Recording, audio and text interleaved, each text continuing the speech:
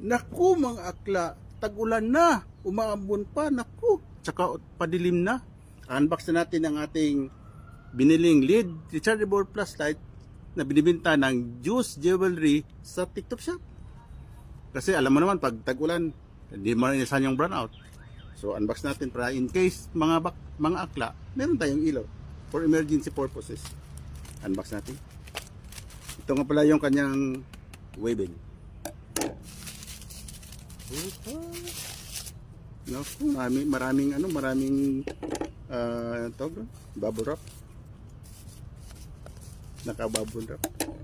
Safe na safe talaga yung pagka-packaging ng Juice Jewelry. Naku, ito na yung pangmalakas ang flashlight. Alam mo mga akla, trending na tong flashlight ito sa TikTok shop. Napakalakas nito mga akla. Small but terrible lang siya. Small lang siya pero terrible ang ilaw nito.